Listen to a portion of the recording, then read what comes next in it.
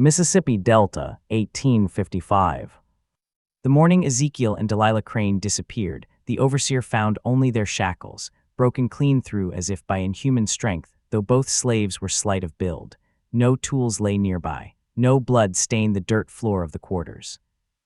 Just empty iron and silence.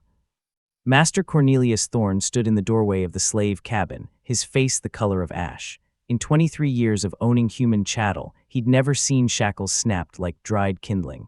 These weren't the work of a lockpick or file. The metal had been torn.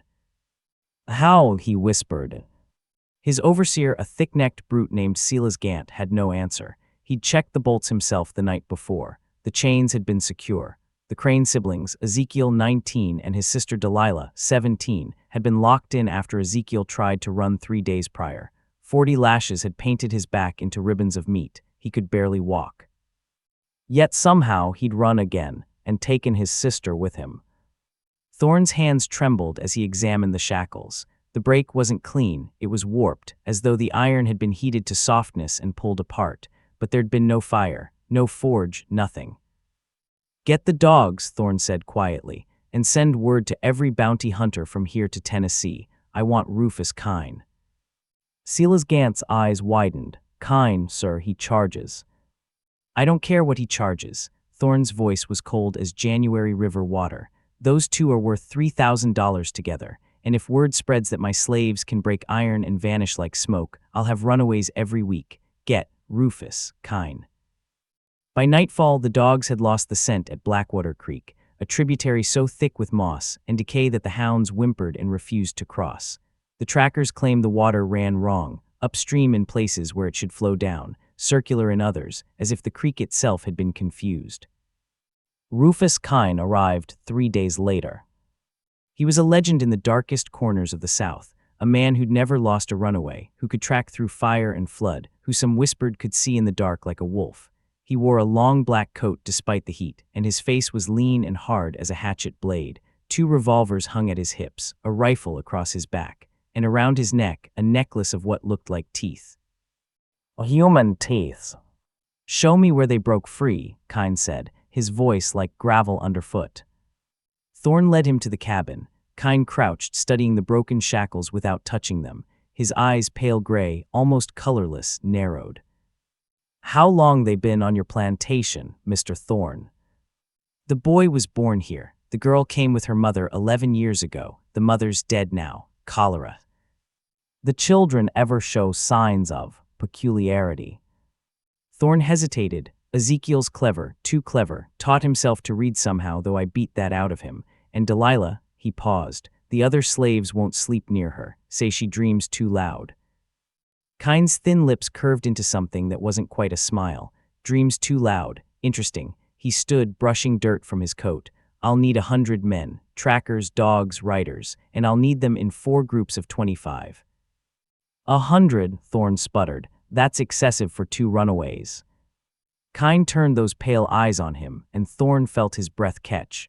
There was something in that gaze, something old. "Mr. Thorne, those shackles weren't broken by strength or tools. They were broken by something that shouldn't exist, which means your slaves aren't running. They're being hidden, and whatever's hiding them won't give them up easy."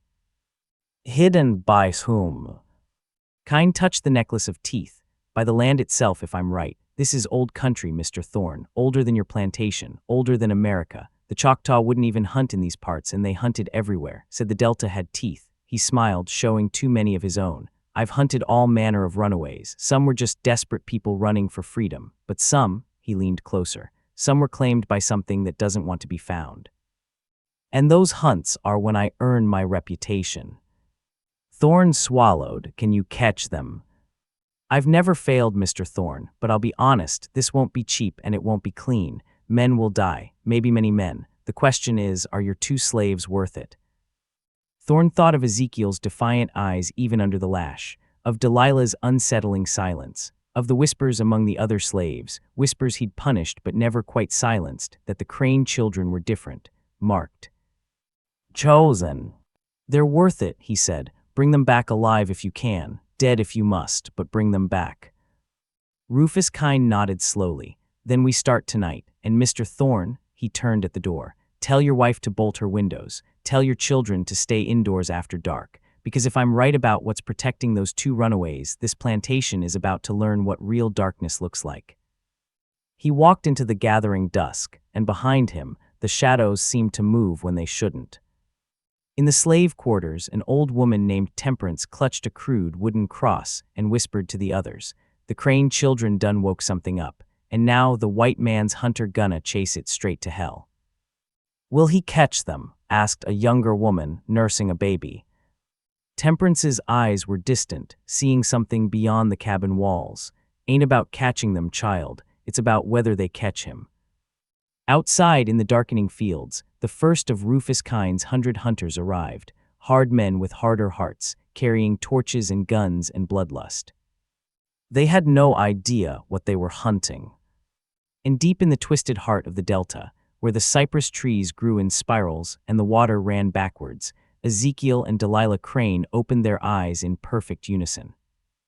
Their irises gleamed gold in the darkness. "They're coming," Ezekiel whispered. Delilah smiled. "Good." Part 2, The First Hunt. The Delta, Night 1. Rufus Kine divided his 100 men into 4 groups just as he'd planned, 25 hunters per group, each led by one of his most trusted trackers. He kept the best for himself, men who'd hunted runaways through the Great Dismal Swamp, who dragged escapees from the caves of Kentucky, who knew the 1,000 ways a desperate slave might hide. "Remember," Kine addressed them as torchlight painted their faces in demon masks of shadow and flame, "we're not hunting ordinary runaways. These two have something protecting them, something old, so we hunt smart, not fast. We move in formation. Nobody separates. Nobody goes off alone. And if you see something that doesn't make sense, something that shouldn't be, you call out. Understood?" The men nodded, though some exchanged uncertain glances. These were hard men, violent men, men who'd beaten and dragged and killed without mercy. But something in Kine's tone made them nervous. "What kind of something we looking for?" asked a scarred hunter named Tobias Crane, no relation to the runaways, though the coincidence of the name made Kine's jaw tighten. "You'll know it when you see it," Kine said, "and when you do, you shoot first, pray later." They set out at midnight, when the delta was at its darkest. The first group headed north along Blackwater Creek, where the dogs had lost the scent. The second swept east through the old-growth cypress.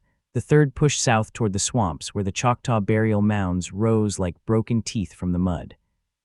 Kine took his group west, into the deepest part of the plantation's back 40, land that Thorne himself admitted he'd never fully explored. The trees here grew wrong, their trunks twisted into spirals, their branches reaching down instead of up. The air smelled of rot and copper. "Mr. Kine," said one of his men, a tracker named Isaiah Polk, "the dogs won't go further." Indeed, the bloodhounds had stopped dead, whining and pulling backward on their chains. Their eyes showed white with fear. Kine studied the tree line ahead. In the torchlight, the shadows didn't behave correctly. They stretched too long, moved too slow, fell at impossible angles.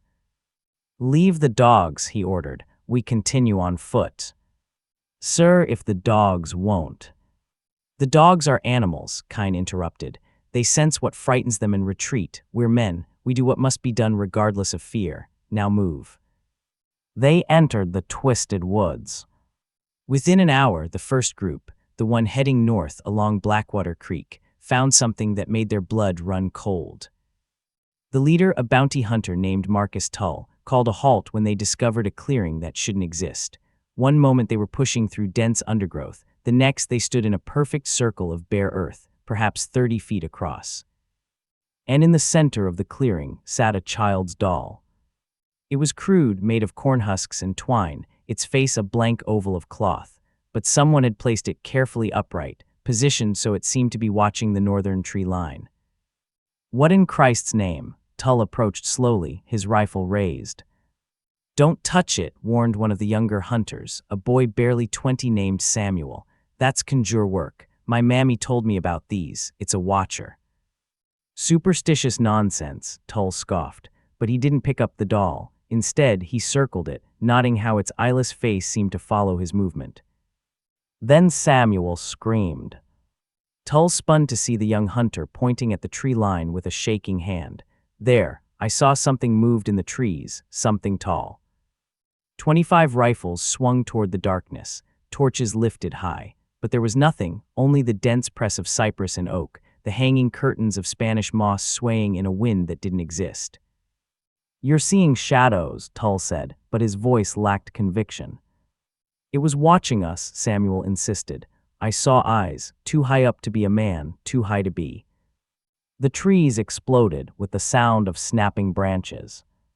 Something massive crashed through the undergrowth, circling the clearing at impossible speed. The hunters fired wildly, muzzle flashes strobing the darkness like lightning. Shouts and curses filled the air. Then, as suddenly as it began, the noise stopped. Silence pressed down like a physical weight. "Did we hit it?" someone whispered. Tull was counting heads, his heart hammering. 25 men had entered the clearing. 24 stood with him now. "Where's Jacob?" he demanded. "Where's Jacob Weiss?" The men looked at each other. Jacob had been on the eastern edge of the group, near the trees. No one had seen him fall. No one had heard him scream. "Find him," Tull ordered. "He can't have gone far."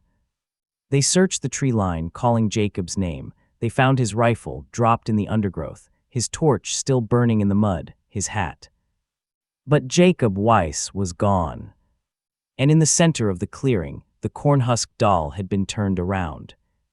Now it faced south, toward the group heading for the Choctaw burial mounds. Rufus Kine felt it before his men did, a shift in the air, a wrongness that made his teeth ache. They'd been walking for 2 hours through the twisted woods, and the trees were growing more deformed with every step. Some grew upside down, roots in the air, branches burrowing into the earth. Others had bark that moved, pulsing like skin over muscle. "Mr. Kine," Isaiah Polk's voice was tight. "We should turn back. This ain't natural." Kine didn't slow his pace. "Nothing about this hunt is natural, Isaiah. That's why Thorne hired me."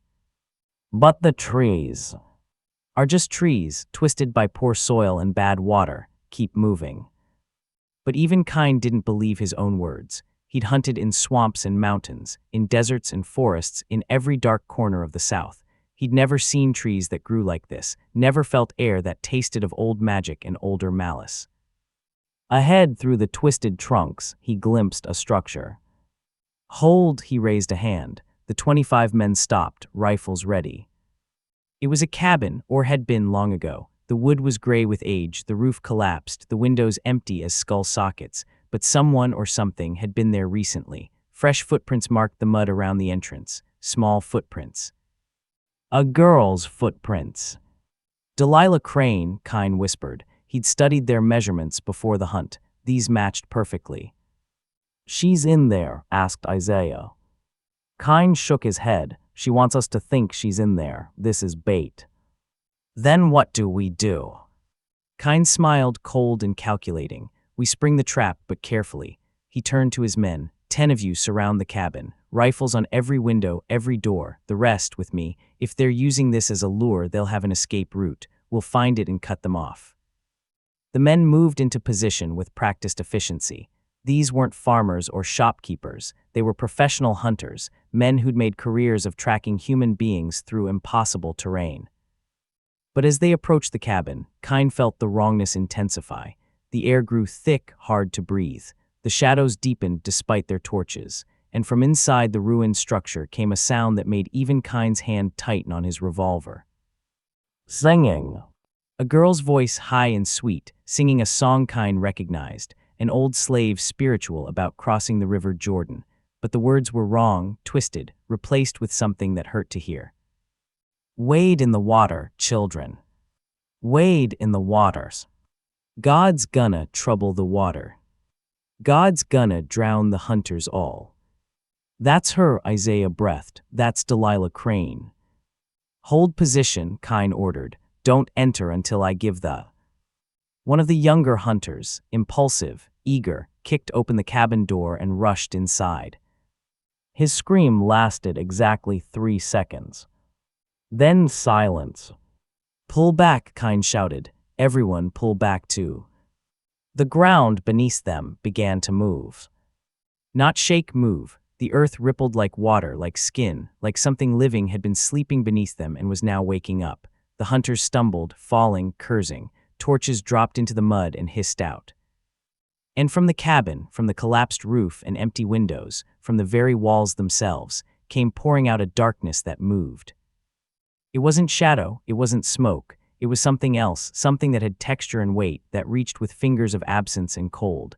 It swept over the nearest hunters, and where it touched them they simply stopped, frozen in mid-step, mid-scream, mid-breath. Kine fired his revolver into the darkness. The bullets vanished without sound or impact, swallowed completely. "Run!" he bellowed, and this time his men didn't hesitate. They fled through the twisted woods, abandoning formation, abandoning discipline, running for their lives as the darkness poured after them like a wave of liquid night. Men stumbled and were swallowed. Men fired blindly behind them and hit nothing. Men prayed and cursed and screamed.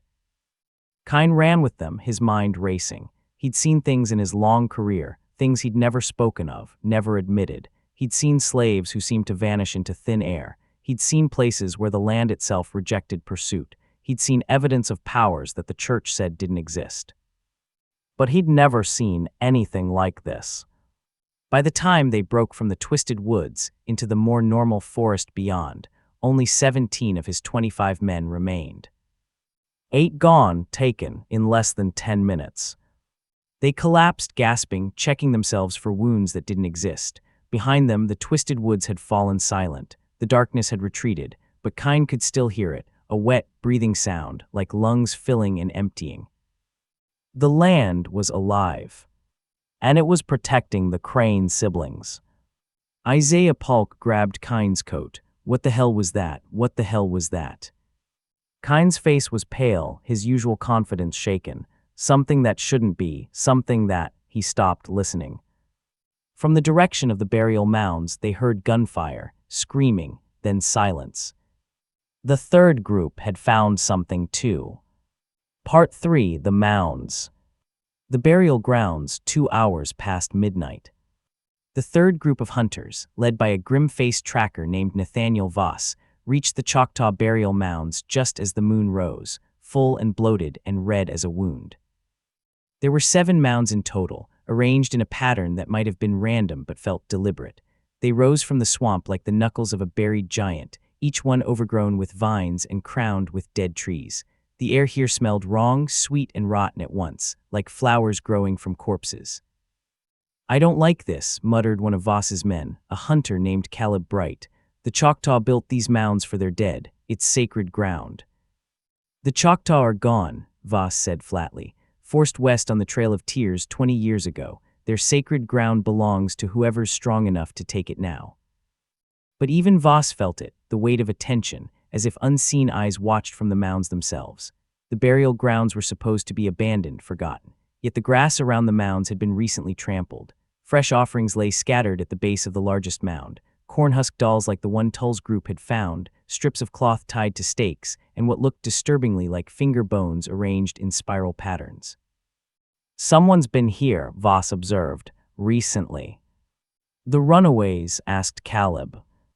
"Or whoever's hiding them." Voss raised his torch higher, studying the largest mound. Its summit was flat, and on that flat surface stood something that made his blood run cold. 2 figures silhouetted against the red moon. "There," Voss shouted, "on top of the mound, that's them." The hunters raised their rifles, sighting up the slope, but Voss raised a hand. "Hold fire, we need them alive if possible. 20 men surround the mound, the rest with me, we're going up." They began to climb. The mound was steeper than it looked, the earth loose and treacherous. Vines caught at their ankles. Roots seemed to shift beneath their feet, but the hunters were determined, driven by the promise of the bounty, $50 per man for the capture, more if they brought the slaves back alive.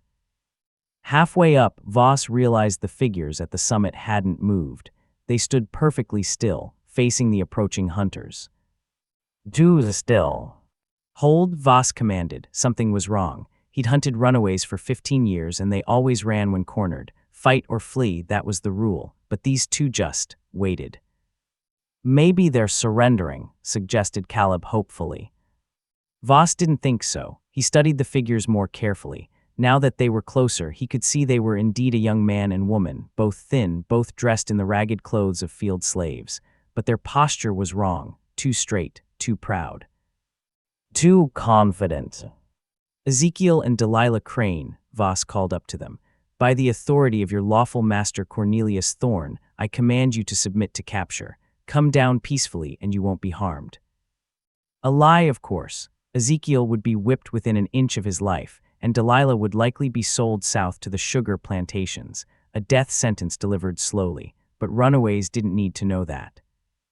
The figure on the left, Ezekiel, spoke. His voice carried down the mound clearly, despite the wind that had begun to rise.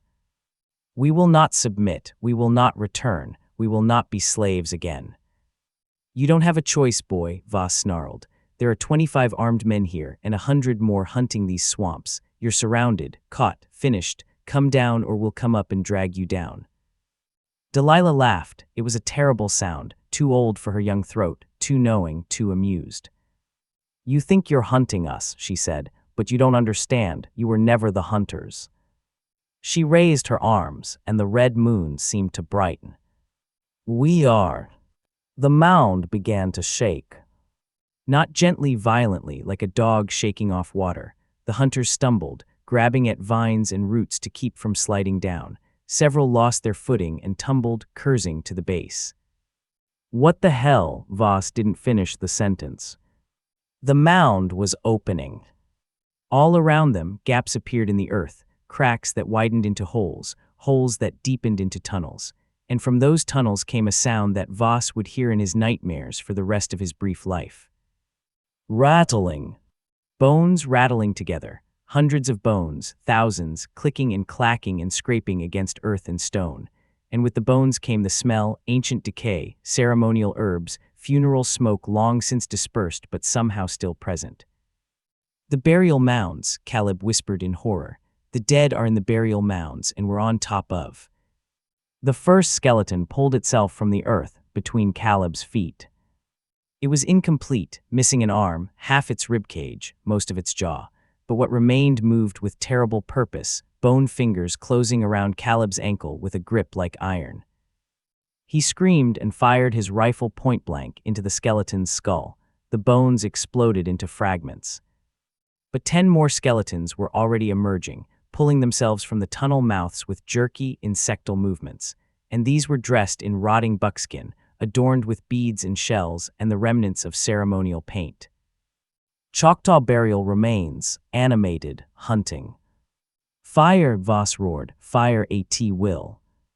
The mound erupted in gunfire and screams. Rifles cracked, pistols barked, men shouted to each other in panic and fury. Some of the skeletons were blasted apart by close-range shots, but bones were hard to kill, and what had no flesh felt no pain. A skeleton grabbed a hunter named Thomas Weir, bony fingers closing around his throat. He beat at it with his rifle butt, shattering ribs and vertebrae, but the hands kept squeezing. His face turned purple, then black. His eyes bulged. He died standing up, held upright by the skeleton even after his struggles ceased. Another hunter, Michael Quint, found himself surrounded by 3 of the bone walkers. He fired until his pistol clicked empty, then drew a hunting knife and began hacking wildly. He destroyed 2 of them, bone fragments flying like shrapnel. The third grabbed him from behind, bony arms wrapping around his chest, ribs closing around his torso like a cage. Then the skeleton squeezed. Michael's scream ended in a wet crunch. Retreat, Voss was scrambling down the mound now, all thoughts of capture forgotten. Get back to solid ground, get back. The hunters fled down the slope, firing behind them as more skeletons emerged. The air filled with bone dust and gun smoke. Men slipped in the loose earth, tumbling, some caught by pursuing skeletons before they could rise. At the summit, Ezekiel and Delilah watched the carnage with expressions of cold satisfaction. Is this what you wanted? Ezekiel asked his sister. Delilah's eyes, now glowing that strange gold in the moonlight, never left the fleeing hunters. This is only the beginning. Kine is still alive. The real hunt hasn't started yet. The land is waking up, Ezekiel observed. We might not be able to control it. We don't need to control it, Delilah replied. We just need to aim it. Below, Voss and 12 surviving men had reached the base of the mound. Behind them, the skeletons had stopped at the mound's edge, as if unable or unwilling to leave the burial ground. They stood in a silent line, empty eye sockets watching. Voss did a quick count, 13 survivors from 25, 12 men gone in less than 20 minutes. What are they? Caleb gasped, staring back at the bone walkers. What in God's name are they? The dead, Voss said hollowly. The Choctaw dead, and those 2 slave runaways just woke them up. A gunshot cracked across the swamp. Voss spun, rifle ready, but the shot hadn't been aimed at them. It came from the north, from the direction where Tull's group had gone, then another shot, then a whole volley, followed by screams. Something was attacking Tull's group. And in the twisted woods to the west, Voss could see Torchlight, Kine's group, moving fast, fleeing from something. This is wrong, one of the hunters said. This is all wrong. We're supposed to be hunting slaves, not fighting the land itself, Voss finished. He understood now with a clarity that felt like ice water in his veins. Those 2 aren't just running, they're not just hiding, they're what? Caleb demanded. Voss met his eyes. They're conducting a war against all of us, using the land, using the dead, using things that shouldn't exist, and we walked right into it. From the mound above, Delilah's voice drifted down, singing that twisted spiritual. God's gonna trouble the water. God's gonna drown the hunters all. Wade in the water, children.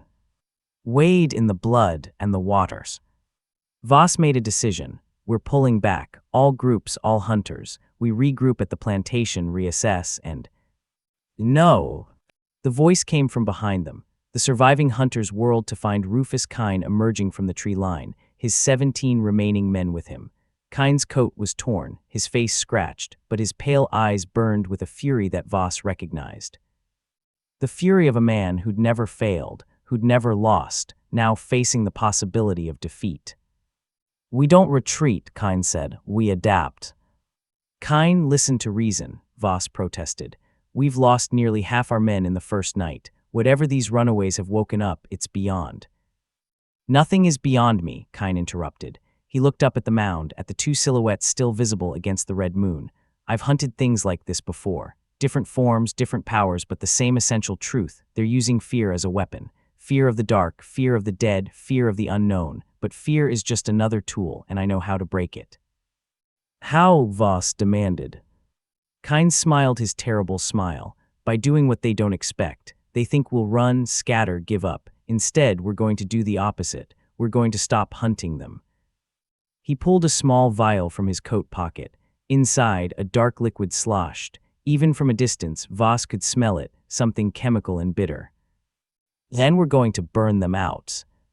Delilah's singing stopped abruptly. On the mound, Ezekiel grabbed his sister's arm. He's got wildfire oil, if he uses that. He won't, Delilah said, but Voss could hear the uncertainty in her voice. The land won't let him. The spirits won't. The spirits are dead, Kine called up to them. His voice carried clearly across the swamp. And the dead can't stop fire. By dawn, every tree, every mound, every twisted piece of this cursed land will be ash, and you too will have nowhere to hide. He turned to his men. Gather the oil from all groups. We burn it all, every drop. We turn this swamp into hell itself if we have to. The hunters began to move with renewed purpose, the purpose of desperate men given a plan, no matter how extreme. And on the mound, for the first time since their escape, Ezekiel and Delilah Crane looked afraid. Part 4. The Burning. The Delta, 3 hours before dawn. Rufus Kine's plan was simple and merciless. If the land protected the runaways, then destroy the land. The surviving hunters, now numbering 42 from the original 100, gathered every drop of wildfire oil they'd brought. The viscous black liquid had been designed for controlled burns on plantation fields, but Kine had another use in mind. Mixed with rendered fat and turpentine, it would burn hot enough to turn wet swampland into an inferno. Pour it in a ring, Kine instructed, a mile wide, centered on those burial mounds. Everything inside burns, everything. That'll destroy half of Thorne's back 40, protested Marcus Tull, who'd lost a dozen men at the clearing. Thorne can plant new fields, Kine said coldly, but he can't buy back his reputation if word spreads that 2 slaves broke iron and vanished into legend. This ends tonight. The hunters moved out in teams, carrying barrels of the oil mixture. They worked quickly, pouring the accelerant in lines through the undergrowth, connecting streams and pools, creating a circuit of combustible liquid that encircled the twisted woods, the burial mounds, and everything in between. From their vantage point on the largest mound, Ezekiel and Delilah watched the torches moving through the darkness like fireflies, deadly, purposeful fireflies. "We have to run," Ezekiel said, "if they light that fire." "We can't run," Delilah interrupted. Her voice was strained, frightened in a way Ezekiel had never heard before. "Don't you feel it? The land has us now. It woke up when we broke the chains, and it won't let us leave until." "Until what?" She turned to him, and in the moonlight her eyes were still that unnatural gold. "Until we finish what we started, until we complete the change." "What change, Delilah? What did you do?" Before she could answer, a voice rose from the swamp below, Rufus Kine's voice, amplified by speaking through cupped hands. "Ezekiel and Delilah Crane, I'm giving you one chance. Surrender now, come down from that mound, and I'll guarantee you won't be killed. You'll be returned to your master, but you'll live." Ezekiel looked at his sister. They both knew it was a lie. "And if we don't surrender," Delilah called back. "Then you burn," Kine shouted. "You and everything protecting you. I've got enough oil to turn this whole cursed place into ashes. So choose, die free or live as slaves. You've got 5 minutes." The siblings stood in silence, the weight of the choice pressing down like the humid air itself. "There's a third option," Delilah whispered. "What?" "Mother told me before she died. She said our bloodline goes back to the old country, before the ships, before the chains. She said we carry something in our bones, something the slavers tried to beat out of us but never could, something that sleeps until." "Until what?" Ezekiel demanded. Delilah met his eyes. "Until we're desperate enough to wake it up." Below, Kine was counting down, 4 minutes. "I don't understand," Ezekiel said. "The shackles," Delilah explained rapidly. "You didn't break them with strength. I didn't pick the lock. We broke them because the iron knew what we are, what we've always been, and when the metal recognized us, it couldn't hold us anymore." "What are we?" 3 minutes, Kine's voice echoed. Delilah grabbed her brother's hands. Hers were burning hot, feverish. "We're the children of the leopard society, Ezekiel, shapeshifters, hunters, warriors. Our grandmother was Ek before the slavers took her, and her blood runs in us." Ezekiel stared. That's a story, a legend. Mother was delirious from fever when she—" "Was it a story when you broke the chains?" Delilah pressed. "Was it a story when the woods protected us, when the dead rose to defend us? The land knows what we are, even if we don't. It's been waiting for us to remember." 2 minutes, Kine called. "How?" Ezekiel's voice cracked. "How do we remember?" Delilah's eyes blazed. "We stop being afraid. We stop being prey. We become what they tried to kill in us, what they've been trying to kill for 200 years of slavery and chains and whips and selling children away from mothers." She released his hands and turned to face the ring of hunters below. "We become the hunters." 1 minute, Kine shouted. And then Delilah began to change.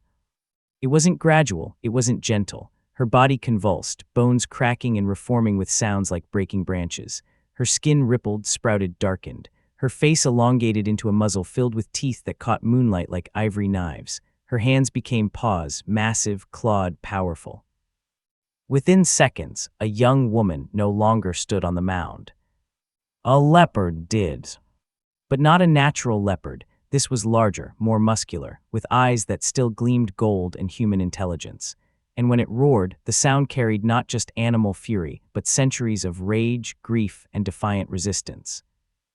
Ezekiel felt the change call to him, felt it in his bones, his blood, his very soul, every scar from every whipping, every moment of degradation and forced submission, every time he'd been called boy by men half his worth, all of it poured into him like liquid fire. And he surrendered to it. His transformation was even more violent than Delilah's. Taller, broader, his leopard form was massive, a male in his prime, built for war. When he roared, it shook the mound itself. Below, the hunters heard the twin roars and froze. "What in God's name?" Nathaniel Voss whispered. Rufus Kind's face had gone pale, but his voice remained steady. "Light the fires, now." The hunters scrambled to obey, throwing torches into the pools of wildfire oil. The swamp exploded into flame. Fire raced along the accelerant trails, connecting and spreading, forming a ring of roaring combustion that climbed trees and ignited undergrowth. The heat was immediate and intense, turning the humid air into a choking miasma. Smoke billowed upward in great black columns. And from the burial mound, 2 leopards leaped into the inferno. They moved like shadows given teeth, like nightmares made flesh. Delilah hit the first hunter, a man named Thomas Bright, before he could raise his rifle. Her jaws closed on his throat, and he died without a sound. Ezekiel crashed into a cluster of 3 hunters, scattering them like bowling pins, claws opening arterial sprays of blood. "Shoot them," Kine roared. "Shoot the animals." Rifles cracked, pistols barked. Some bullets found flesh. Both leopards jerked and snarled as lead tore through muscle, but the wounds didn't slow them. If anything, the pain seemed to fuel their fury. Ezekiel grabbed a hunter named Silas Kent in his jaws and shook him like a rag doll, spine snapping audibly. Delilah leaped onto another man's back, bearing him down, crushing his skull against a cypress root. The hunters broke and ran, all formation and discipline abandoned. These were men who'd hunted slaves through swamps and mountains, who'd thought themselves apex predators. They'd never considered that they might become prey. Kine stood his ground, both revolvers firing in steady rhythm. One bullet caught Delilah in the shoulder, spinning her around. Another grazed Ezekiel's flank, but Kine was already backing up, reloading with practiced speed, his mind racing. Shapeshifters, the stories were true. The old slave legends about the leopard people, about the warriors who could wear beast skins, not stories at all, but memory. Ancestral knowledge passed down through generations, waiting for the right moment, the right desperation. He'd hunted many things in his long career, but he'd never hunted anything like this. "Fall back to the plantation," he ordered the fleeing hunters. "Regroup at the main house, move." The surviving hunters didn't need to be told twice. They ran through the burning swamp, dodging flaming trees and pools of fire, the screams of dying men echoing behind them. Ezekiel started to pursue, but Delilah cut him off, her leopard form blocking his path. She made a sound, half growl, half speech, that her brother somehow understood. "Not yet. Let them run. Let them spread the fear." Ezekiel's leopard eyes gleamed with savage understanding. Fear was a weapon. Terror was a tool. Let the survivors tell their story. Let them whisper about the 2 slaves who became monsters, who couldn't be caught, who turned hunters into hunted. Let the legend grow. Behind them, the burial mound stood untouched by flame, as if the fire itself dared not approach the ancient dead. The skeletons had retreated into the earth, their work done, but Ezekiel and Delilah could feel them watching, approving. The land had chosen its champions, and the hunt was far from over. Part 5: The Siege. Thorn Plantation, 1 hour before dawn. 26 hunters made it back to the plantation house, 26 from the original 100. They arrived in scattered groups, wild-eyed and bleeding, some burned by the spreading fire, others torn by claws, all of them traumatized. They babbled about leopards the size of bears, about the dead rising from burial mounds, about a swamp that fought back. Cornelius Thorne listened to their reports from the safety of his study, a loaded shotgun across his lap. His wife Sarah had taken their 3 children to the cellar, barricaded behind oak doors and prayers. "Shapeshifters," Rufus Kine said flatly. He stood by the window, watching the red glow of the burning swamp on the horizon. His coat was scorched, his face streaked with soot, but his eyes remained clear and calculating. The Crane siblings can transform into leopards, large, aggressive, nearly bulletproof leopards. "That's impossible," Thorne whispered. "I saw it with my own eyes," Marcus Tull interjected. The tracker's hands shook as he poured himself whiskey. One moment they were human, the next they were. God, they were monsters, pure killing machines. "Not monsters," Kine corrected quietly. "Warriors. This isn't random violence or animal savagery. They're conducting a tactical retreat, using fear and supernatural advantage to thin our numbers and break our morale. It's impressive, actually."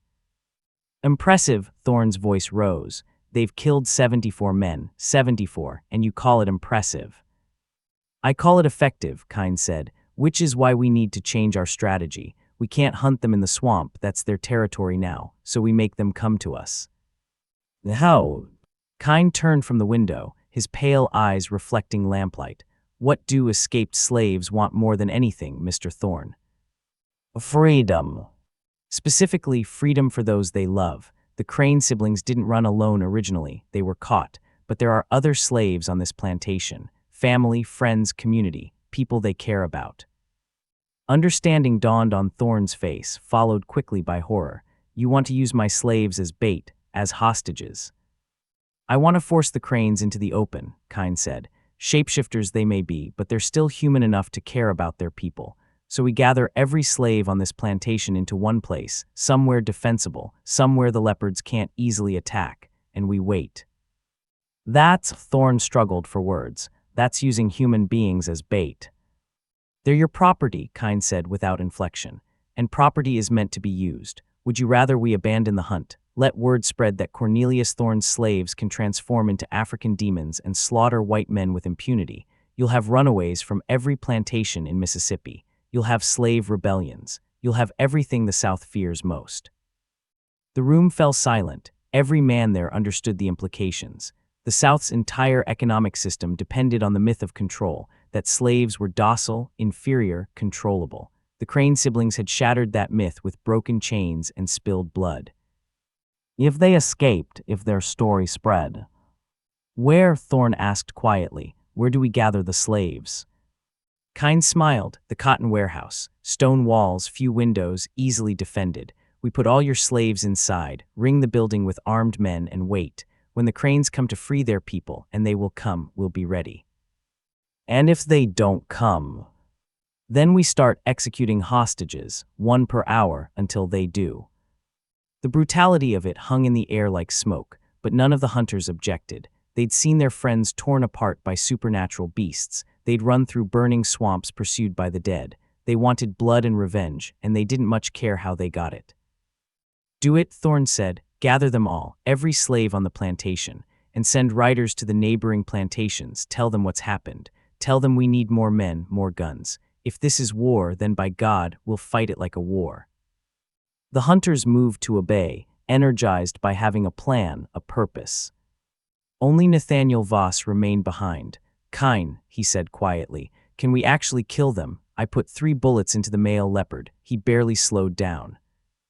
Kine pulled something from his coat pocket, a small leather pouch. Silver shot, he said, melted down from church candlesticks and cast into bullets. The old legends say silver kills shapeshifters. We're about to find out if the legends are true. By dawn, every slave on the Thorne plantation, 83 men, women, and children, had been herded into the cotton warehouse at gunpoint. They huddled together in the darkness, confused and terrified, while armed hunters ringed the building. Among the imprisoned slaves was old Temperance, the woman who'd whispered warnings the night Ezekiel and Delilah escaped. She stood near the center of the group, her weathered face calm despite the fear around her. Miss Temperance, whispered a young mother named Ruth, clutching her infant. What's happening? Why'd they lock us up? The Crane children done become what they always were, Temperance said softly, and now the white men are scared, so they're using us to draw them out. Will they come? Will Ezekiel and Delilah try to save us? Temperance's eyes were distant, seeing something beyond the stone walls.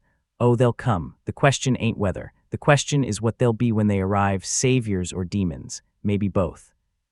Outside, Rufus Kine loaded his revolvers with silver bullets and watched the tree line.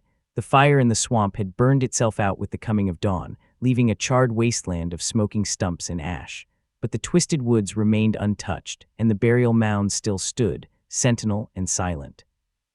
Somewhere in that cursed landscape, 2 leopards prowled. And Kine, who'd never failed a hunt in 20 years, prepared for the fight of his life. Part 6, The Reckoning. Thorne Plantation, high noon. The sun beat down on the cotton warehouse like a hammer, turning the stone building into an oven. Inside, the 83 enslaved people suffered in silence, sweat-soaked and frightened. Outside, 42 hunters stood guard, rifles ready, eyes scanning the tree line. Rufus Kine had positioned his men in overlapping fields of fire, no blind spots, no weak points. The warehouse had only one door and four small windows, all covered by multiple shooters. If the Crane siblings attacked in leopard form, they'd face a wall of silver bullets. If they attacked. Hours passed, the sun climbed higher, the heat became oppressive. They're not coming, Marcus Tull said, wiping sweat from his face. Maybe they're smarter than we thought. Maybe they've run north, left these slaves behind. They'll come, Kine said with certainty. They just need the right motivation. He walked to the warehouse door and opened it. The stench of unwashed bodies and fear rolled out. Bring me the oldest one, he ordered. Two hunters dragged old Temperance out into the sunlight. She didn't struggle, didn't cry out, just met Kine's pale eyes with a steady gaze that made him uncomfortable. What's your name? He asked. Temperance. Temperance, I'm going to ask you some questions about Ezekiel and Delilah Crane, where they might be hiding, how they learned to change shape, who taught them, and if you don't answer, he drew his revolver. Well, I think you understand. Temperance smiled a knowing, almost pitying expression. You can't torture information from me, white man. I'm 73 years old, been beaten, starved, seen my children sold away. Ain't nothing you can do that ain't already been done. Kine's jaw tightened. Then you'll die for nothing. Won't be dying for nothing, Temperance said. I'll be dying to buy them time, and every minute you waste on me is another minute they're getting ready. Ready for what? Temperance's smile widened. For you. Kine raised his revolver, and the ground beneath them began to shake. Not earthquake tremors, something else, something rhythmic like footsteps, giant footsteps growing closer. From the tree line they came. But they weren't leopards anymore. Ezekiel and Delilah walked out of the forest in human form, naked as the day they were born, their skin gleaming with what looked like oil or sweat. But there was nothing vulnerable about them. They moved with absolute confidence, absolute purpose, their golden eyes fixed on the warehouse. And they weren't alone. Behind them came others, figures that seemed to shift between human and animal, never quite settling on one form. Some were clearly leopards walking on hind legs. Others were humans with leopard features, fangs, claws, eyes that glowed in daylight. Still others were something in between, horrific and magnificent at once. 20 of them, 30, 40. Where did they come from? Tull whispered. Kine understood with sickening clarity. The other plantations. They've been freeing other slaves, teaching them to change, building an army. As the shapeshifters approached, the enslaved people in the warehouse began to chant, a low, rhythmic sound in a language none of the white hunters recognized. It was Yoruba, ancient and powerful, the words a calling and a celebration. Fire, Kine roared, fire at will. 42 rifles discharged in a rolling thunder of gunfire. Silver bullets tore through the air, and some found targets. Shapeshifters fell, screaming, their bodies unable to heal from silver wounds. But the others kept coming. They split into groups, circling the warehouse at impossible speed. Some went full leopard, low and fast, dodging bullets with supernatural grace. Others remained partially human, using tools, throwing rocks, branches, anything to distract the shooters. Ezekiel went straight for Kine. He transformed mid-run, his human form flowing into the massive leopard. Silver bullets tore into his shoulder, his flank, his leg, but he didn't stop. He crashed into Kine like a locomotive, jaws snapping for the hunter's throat. Kine rolled aside, both revolvers firing. One silver bullet caught Ezekiel in the ribs, and the leopard roared in pain, genuine, terrible pain. Silver burned like acid, preventing the wound from healing. But Ezekiel had been beaten before. He'd been whipped, tortured, broken, and remade. Pain was an old companion. He struck again, claws raking across Kine's chest, shredding coat and flesh. The hunter screamed and fired his last silver bullet point-blank into Ezekiel's face. The bullet tore through the leopard's ear and struck bone, deflecting. Ezekiel's vision went white with agony, but his jaws closed on Kine's gun hand. Bones crunched, the revolver fell. Kine stared at the ruin of his hand, fingers bent at wrong angles, blood pumping from severed arteries, and in his pale eyes, for the first time in his career, was pure terror. "Please," he whispered. Ezekiel's leopard eyes showed no mercy. His jaws opened wide. Meanwhile, Delilah and the other shapeshifters had breached the warehouse. The door splintered under combined assault. Inside, the enslaved people surged forward, overwhelming the few guards who'd been stationed within. Chains broke, doors opened. 83 captives flooded into the light. The hunters, now caught between attacking shapeshifters and freed slaves, began to break. Some fled toward the main house. Others threw down their weapons and ran for the tree line. A few stood their ground and were torn apart for their courage. Marcus Tull found himself facing Delilah. She stood in human form before him, young and naked and terrifying. "I have a family," he pleaded. "A wife, children, please." Delilah's head tilted, considering. "How many families did you destroy, Hunter? How many children did you drag back to slavery? How many mothers did you sell away from their bobbies?" "I was just doing my job." "And we," Delilah said softly, "are doing ours." She transformed, and Tull's screams joined the chorus of dying men. By late afternoon, it was over. Of the 42 hunters who'd guarded the warehouse, 38 were dead. 4 had escaped into the swamps and would die there, lost and alone, before the week was out. Rufus Kine's body lay in the dust, his throat torn out, his pale eyes staring at nothing. The man who'd never failed a hunt had failed his last one.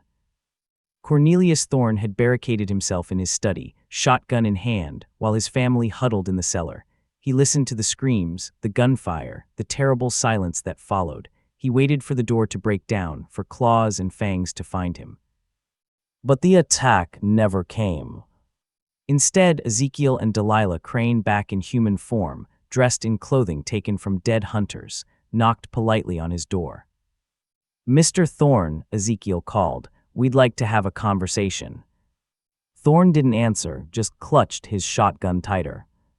"We're not going to kill you," Delilah said. "We could have, easily, but we want you to live. We want you to tell everyone what happened here. Every plantation owner, every slave trader, every politician who profits from our bondage, we want them to know." "Know what?" Thorne managed to croak. "That we're not property anymore," Ezekiel said. "That some of us can fight back. That chains and whips and laws don't mean anything when you're facing something you can't control, can't own, can't break." "We're leaving," Delilah continued. "All of us, every freed slave from this plantation and the 5 others we've visited. We're going north to the territories to freedom. And if anyone follows us, if anyone tries to drag us back, they'll meet the same fate as Rufus Kine." Silence. Then Thorne's voice, barely audible. "People will say you're demons, monsters." "Let them," Ezekiel replied. "Monsters who live free are better than humans who die in chains." Footsteps receded, doors opened and closed. Voices called out in languages Thorne didn't understand, African languages, ancestral tongues, the words of freedom. When he finally emerged from his study hours later, the plantation was empty, every slave gone, the warehouse abandoned, bodies of hunters littering the grounds like scattered leaves. And on the door of the cotton warehouse, painted in blood, were words that would be reported in newspapers from Mississippi to Massachusetts. "We were never yours to own." Part 7, The Legend Grows. 6 months later. The story of the Thorne Plantation Massacre spread like wildfire through the South. Official reports claimed it was a slave rebellion put down by local militia, but whispered tales told a different truth, of shapeshifters and African magic, of 2 slaves who became monsters, of 100 hunters killed by creatures that shouldn't exist. Plantation owners across the South tightened security, increased patrols, added more chains and more locks, but the fear remained, because if the Crane siblings could break iron, could transform into beasts, could kill with impunity, who else might be able to?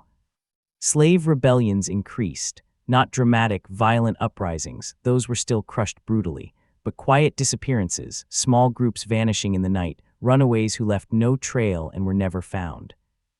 Some whispered they'd been taught by the leopard people. Others said the Cranes had built an underground network, a shadow path to freedom guarded by shapeshifters. The truth was simpler and more complex. Ezekiel and Delilah had led their group of freed slaves north, but not to the free states. Instead, they'd carved out a territory in the wilderness between civilizations, a place where runaways could live without fear, where African traditions could be preserved and practiced, where the old ways and the new could merge into something unique. They called it Haven. It was hidden in the Appalachian Mountains, in valleys too remote for slave catchers to easily reach, protected by natural barriers and supernatural guardians. More than just the cranes could shift now, they'd taught others, awakened the ancestral blood that slept in descendants of African warriors and mystics. Not everyone could change. The gift was rare, tied to bloodlines and belief, but enough could transform to defend Haven from any force that dared approach. An approach they did. Bounty hunters, driven by pride or greed or simple hatred, tried to find the hidden community. Some died in the mountains, lost and frozen. Others were found weeks later, torn apart by animals. A few made it close enough to see Haven's outer settlements before leopards the size of horses drove them back. None succeeded. The legend grew with each failed attempt. The Crane siblings became mythical figures, demons to some, heroes to others, symbols of resistance that couldn't be chained or bought or broken. In Haven on a cool autumn evening, Ezekiel and Delilah sat by a fire with Temperance and other elders.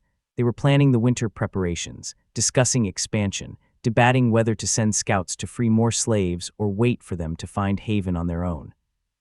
"We can't save everyone," Temperance said gently. She'd made the journey north despite her age, determined to see freedom before she died, and the more visible we become, the more force they'll send against us. "But we can't hide forever either," Ezekiel argued. "Every slave we leave in chains is a betrayal of what we've built here." Delilah, now 20 years old and scarred from a dozen fights, spoke carefully. "We're not just building a refuge, we're building a revolution. But revolutions take time. They need roots before they can grow branches." "Spoken like your mother," Temperance said with approval. "She'd be proud of what you've become, both of you." "Would she?" Ezekiel's voice was troubled. "We've killed so many people, Temperance. Hunters, yes, but also guards, overseers, even a few plantation owners who refused to let their slaves go. Are we warriors or murderers?" "Can't you be both?" asked a younger shapeshifter named Samuel, one of the first they'd freed and taught. "The slavers murder us every day, work us to death, sell our children, rape our women. At least we kill in self-defense." "There's a difference between defense and vengeance," Delilah said quietly. "I feel it sometimes when I'm in leopard form. The anger, the rage, the desire to tear apart everyone who ever hurt us. It would be so easy to let that consume me, to become only the beast." "But you don't," Temperance said, "because you're more than the beast. You're more than the anger. You're the bridge between what was stolen from us and what we're building new. That's why people follow you." A comfortable silence fell. In the distance, children laughed, free children who would never know chains, never know the auction block. That alone made everything worthwhile. "They'll send armies eventually," Ezekiel said, "not just bounty hunters, real soldiers with cannons and cavalry." "Let them come," Samuel said with young bravado. "No," Delilah shook her head. "If they send armies, we won't fight. We'll fade deeper into the mountains, spread out, become impossible to pin down. The moment we stand and fight a conventional war, we lose. Our strength is in the shadows, the fear, the legend." "The impossible escape that no one could stop," Ezekiel murmured, remembering Cain's words about building a reputation. "Exactly," Delilah smiled. "As long as they believe we're unstoppable demons who can't be caught or killed, we have power. The moment they realize we're just people, special people, but still people, that power diminishes." "So we stay hidden," Temperance concluded. "We grow slowly, we teach carefully, and we wait." "Wait for what?" Samuel asked. The old woman's eyes gleamed in the firelight. "For the day when we don't have to hide anymore. When there's enough of us and enough ordinary people who believe slavery is wrong, that we can walk in daylight without fear. It might not happen in my lifetime, might not happen in yours, but it'll happen." "You really believe that?" Ezekiel asked. "I have to," Temperance said simply, "because if I don't believe freedom will win eventually, then what did we fight for? What did all those hunters die for? What did we kill for?" The question hung in the air, unanswered and unanswerable. That night, Ezekiel and Delilah walked to the edge of Haven's territory and transformed together. They ran as leopards through the mountains, free and wild, the cold air rushing through their fur, their powerful bodies moving in perfect synchronization. For a few hours, they weren't symbols or leaders or revolutionaries. They were just two siblings who'd done the impossible, broken their chains, survived the hunt, and built something beautiful from blood and terror. And somewhere far to the south, in plantation houses and slave markets and halls of power, men who dealt in human chattel woke from nightmares of golden eyes and tearing claws. The legend of the Crane siblings had only just begun.